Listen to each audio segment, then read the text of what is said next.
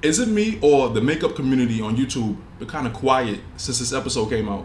Alright, basics, listen up. You're trying to scam Makeup Boy? 500. Basic. Dang! Since when are overbaked boys the authority on the way girls should look? Makeup Boy is canceled.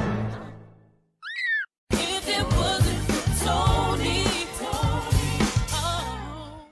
What's up, guys? Welcome back to my channel. Thank you for tuning back in. I'm back with another Proud Family video, and this is going to be a video about the first season of the reboot, an episode that I never talked about, but I'm like, to me, this was one of their best ones they did, the Bad Influencer episode, where it talks about the use or abuse of social media. I got the power. I got the juice. And in this instance, you got to figure out who was the bad influencer. Was it Penny, Makeup Boy, who we got introduced to, or was it just social media itself in the way social media can make somebody a bad influencer? Because when you think about it, in today's age, the 2020s, right, social media has a lot of power, has a lot of influence. You can use it for good, bad, everything in between. And with this episode, I liked how they showed the different sides. And with great power comes great fear. Fear of getting canceled. Oh my God! And in this discussion, I want to dissect the key moments so it could be easier to follow. So as Penny and her friends are leaving the school, there's this new sensation that everybody's talking about. They show Penny on the phone, Makeup Boy. Makeup Boy! Where have you been, Penny? And is it me, or was that a play off of James Charles, the whole Makeup Boy character? It's a play off of James Charles. You can tell by the hairstyle and everything. And those of us that frequent YouTube enough, even if you didn't follow him or watch his videos, you should have got recommended, because those videos of like the makeup giants, the makeup tutorials, people, influencers like James Charles at one point were taking over YouTube, and now they're not, which we're going to get into. And you can tell even Penny, when she first looking at it, she's getting entranced. My sold out setting spray and get ready to slay. But soon as he mentions how much it costs, that's when Penny snaps out of it. See, Penny is one of those ones where she may follow the crowd, but something in her clicks faster than her friends. Is he serious? You guys aren't falling for this ish, are you? Even someone like Maya, who presents herself to be so woke and socially conscious, is under Makeup Boy's spell.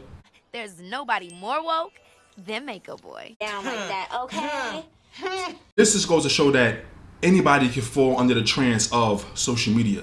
Like Maya presented herself to be so socially conscious, so socially aware, but you're falling under the trance of this guy that's just selling overpriced makeup. Oh my God! So at this point, Penny is the only one recognizing how this is all a scheme.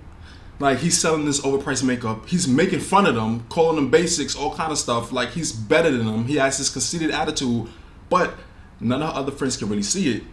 And of course, Penny has to get in her soapbox. Because I'm not willing to give someone $20 for an autograph because they're trending? Because I have a mind of my own? But even Penny doesn't get through to them, because they still leave her standing there alone as they go to the mall to meet Makeup Boy. I got my 20. Let's go.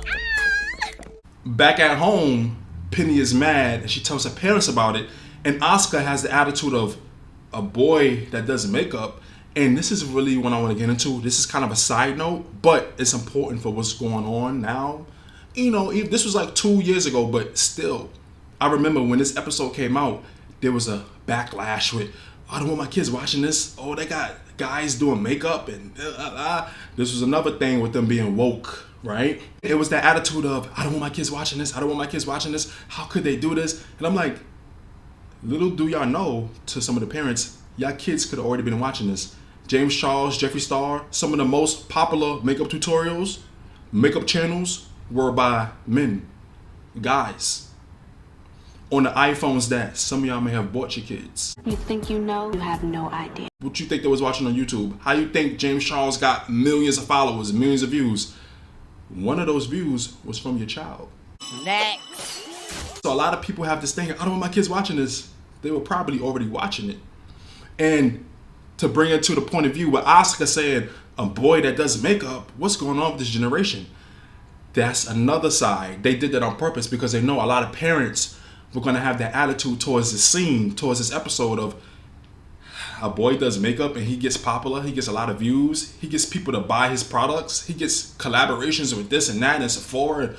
That's what's going on. At some point, like I said, the guy makeup influencers were taking over social media. Now, I feel like 2-3 years later, you don't really see that. Is it just me? Or I feel like the makeup YouTube community has kind of dwindled. It's been a downfall with that. Let me know what y'all think about that. I feel like at one point James Charles or like a Jeffree Star were taking over YouTube with the makeup tutorials. Like even if I didn't watch those videos, they were being recommended to me. They would be on my homepage. Now I feel like there's been a shift. The people taking over YouTube now are content creators like me that do commentary or talk about their favorite shows or talk about this, talk about that. Podcasts, people that show their talents like cooking and baking. The challenge videos, of course, you have creators like Mr. Beast, right? I feel like those videos have taken over YouTube. The makeup community, I feel like that's just been almost shunned in a way. Hey, are you kidding me? Come back, Basics, come back. I looked at James Charles' channel. He still has millions of views, but it's not the same. And he has like 20+ million followers. So, of course, you're going to get those kind of views. But I feel like the popularity with the makeup community on YouTube has dwindled. Now this may be a reach, but do you feel like this episode kind of had a influence on the way that people perceive the guys that do makeup on YouTube? Or just that kind of attitude that James Charles or Jeffree Star would have, like that kind of snobbish, you know, overly flamboyant sometimes, but it's just that whole attitude of like, look at me, I'm rich, y'all poor, y'all keep buying my products though. You can get it for $34.99. To me, this is how I think. If a guy, a man, if he's into makeup, that's his talent. He's into makeup, he can do it well. A lot of people want to watch. Everything doesn't have to be like, okay, this is for men, this is for women. If you're interested in whatever you're interested in, it is what it is. If you really look into it, some of the top makeup artists for celebrities are men.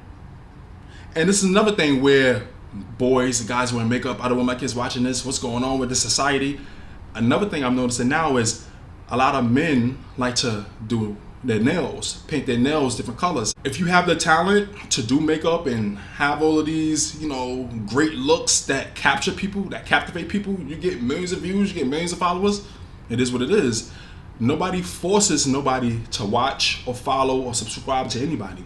So James Charles, Jeffree Star, all of them got that audience just being themselves. But I like how this episode also called out that nasty, snobbish, conceited attitude that James Charles may have had. If you really dissect some of his videos, where it had like that thing of like, oh, I'm better than y'all. Thank you for subscribing. Don't forget to like. Don't forget to keep supporting me and giving me money. Basic. You know, Makeup Boy was calling them basic, basic, basic.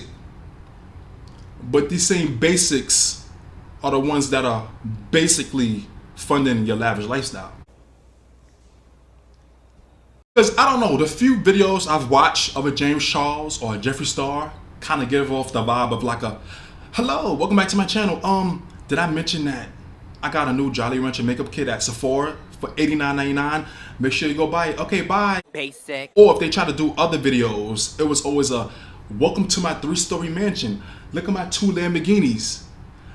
Showing off the wealth that the support from their basic subscribers helped them get. So that's why I feel like they gave Makeup Boy this kind of nasty attitude, because that's the undertones a lot of people picked up over time from someone like a James Charles or a Jeffree Star. These men or these guys that was doing makeup on YouTube that kind of had like this nasty attitude. Some could say misogynistic, and a lot of stuff that came out about them. But it was that nasty undertone of, I'm rich, y'all poor, but make sure y'all keep buying my products. Not on my watch. This nasty attitude from Makeup Boy is demonstrated even further at the mall where they go to his autograph signing. And Penny's friends try to talk to him, and he gets nasty. You're trying to scam Makeup Boy? 500. Basic. Here's the thing that got me. Penny comes in, she tries to confront Makeup Boy, trying to defend her friends, and Makeup Boy starts going off on her, starts making fun of her, and of course, who starts laughing along with everybody else? Penny's own friends. Keep your money. This jerk is just ripping you off. Penny Prude. Like, are you even verified? Sharpen up that contour and fix that tired mug of yours. Right? I don't think so. To make a long story short, within the episode, you see Penny build up a big audience of her own. After getting roasted by Makeup Boy, getting laughed at by everybody in the mall, she decides to pull out her phone and cancel Makeup Boy. Since when are overbaked boys the authority on the way girls should look? He's gonna insult us and take our money? Makeup Boy is canceled. Are you kidding me? Come back, Basics, come back. Y'all heard that part I was talking about earlier? When Penny said, who gave overbaked boys the authority to say how girls should look? How do y'all feel about that? The fact that the biggest influencers when it comes to makeup and beauty at one point were men or teenage boys. How do y'all feel? Do you feel like it is what it is? You know, they had the talent for it? Or is it like, how is a guy gonna tell me how to look? You know, like, for all the women out there, how do y'all feel about that? Could somebody please make it make sense? So now that Penny canceled Makeup Boy, she now has the power. She now has the juice where whatever she say goes. She takes advantage of that. She starts to cancel any person, place, or thing that she doesn't like. At least Makeup Boy was making people look good. You're destroying lives, Penny. You get to see Penny become nasty. You get to see her become a little narcissist. But I don't care what nobody say. One of the most satisfying scenes in this whole reboot was when she canceled La Cienega just for being La Cienega. I don't think I like you anymore, La Cienega. Who cares what you like, Proud? La Cienega Boulevardes is closed. Now Penny has this influence. She has this power to pull out her phone and just say, I don't like this, I don't like that. And then it's canceled. This is, of course, an exaggeration, but how many times we've seen this in real life where something or someone calls out something, somebody with a big audience, a TikToker, whoever, a celebrity calls out somebody or something or a person or a place or a thing or an event or a company, and it gets canceled or semi-canceled or they get a lot of backlash. The latest victim being Jennifer Lopez. If y'all know, y'all know. If she really did all that stuff, too bad for her. It takes the socially conscious woke Maya canceling Penny in return for Penny to come back to her senses. Penny Proud. The girl that will sell anything, including you. Oh my God! So now that Penny's back down to earth, she lost her following after Maya cancels her. She comes back to reality of like, wow, social media really blew my head up. And that's another thing. Like I said, was the bad influencer in this situation Penny, Makeup Boy, or social media itself? Social media, you get a certain amount of followers, you get a certain platform, it gives you a certain amount of power.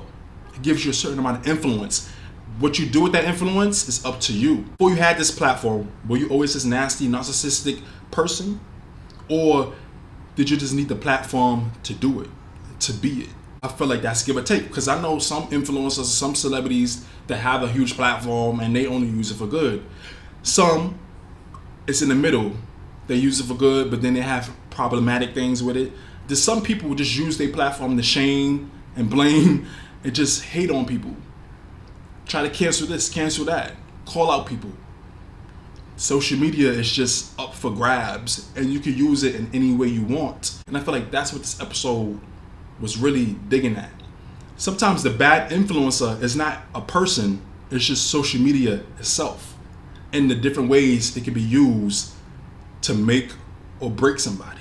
But I liked in the end how they had Penny and Makeup Boy come together, and Makeup Boy took off all the makeup And he told her, oh, I don't go by that no more. My name is Sebastian. Girl, my name is Sebastian Boyle. I had lost sight of who I was. Don't let it happen to you, Penny Proud. So like I said, I feel like this was one of the most well done episodes within the reboot. A lot of people had something to say about it and, oh, it was cringy here and there and this and that. But honestly, compared to the other episodes, y'all know which ones I'm talking about, this was one of their best ones. Showing how social media in some instances can do more harm than good. Sometimes. Always? Not always. No. Sometimes. That means sometimes. So that was just my take on this episode. I feel like this was one of the most well done ones, and it was just a fun episode to watch and just be like, okay. What did y'all think about this? Who was the bad influencer in this situation, in this episode? Was it Penny? Was it Makeup Boy? Or was it just social media itself? How do you feel about the power that social media has now? Look at everything that happened with the Stanley Cups. Kids getting bullied for not having a thermal cup. 12-year-olds running through Sephora trying to get facial creams. You're only 14. We don't have wrinkles. And we never will. Social media has an influence. TikTok, Instagram, all of that has an influence. And whether it's a bad or good one, that's where the lines get blurred. And on another note, what do you think about guys doing makeup? Guys wearing nail polish? And how do you feel like this made people look at the makeup community on YouTube as a whole? Because like I said, I feel like after this episode came out, and over the last 3, 4, 5 years, the makeup community on YouTube has kind of just fell apart. What y'all think about that? Please let me know your thoughts down below. I can't wait to get this discussion started with y'all. Read your thoughts, because I know y'all gonna have a lot to say. Please don't forget to comment, like, subscribe, hit the notification bell.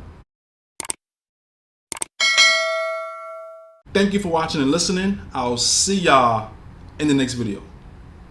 I kinda like it. I know I'm not supposed to, but I do.